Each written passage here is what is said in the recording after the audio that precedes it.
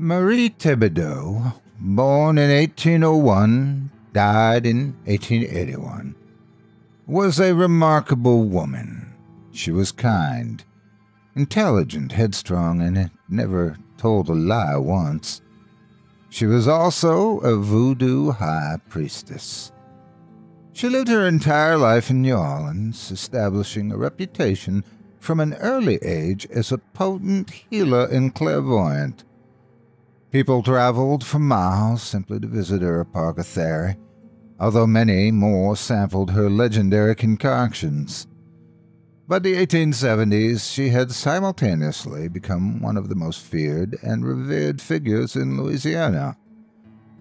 In 1881, a landowner named Jacob Parrish traveled to New Orleans from Baton Rouge. Parrish was vastly wealthy and devoutly religious, but possessed a morbid fascination for the occult. He had hired a platoon of ex-soldiers from the recently concluded Civil War, and with them he marched down Bourbon Street and into Marie's store. Despite the protests of her assistants, Marie granted Parrish an audience. He had heard rumors that the great voodoo queen had discovered the secret to eternal life, and demanded that she yield it to him. Never flustered, Marie corrected him. She had indeed discovered a ritual that would grant immortality, but only for a set period of time, 50 years to be exact. Once performed, the subject would rise again after his natural death, having no need for food, air, or water, immune to disease, and utterly impervious to bodily harm.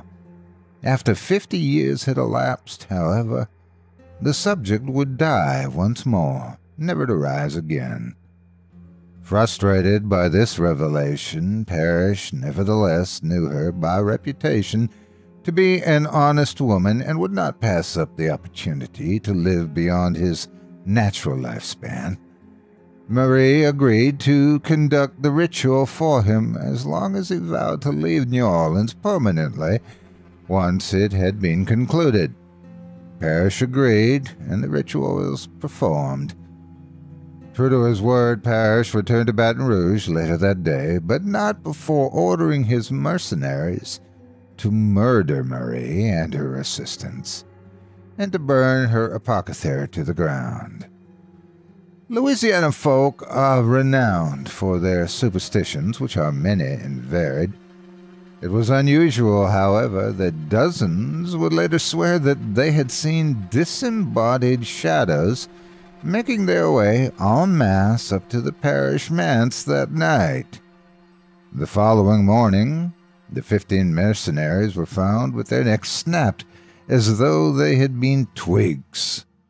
Parrish himself was discovered in his bed, wide-eyed and apparently terror-stricken, his throat torn out with such ferocity that the state coroner was forced to conclude that a bear had somehow made its way into his locked second-floor bedroom. The hints of black magic were not lost on locals, however, who promptly buried all 16 bodies in Magnolia Cemetery the following day.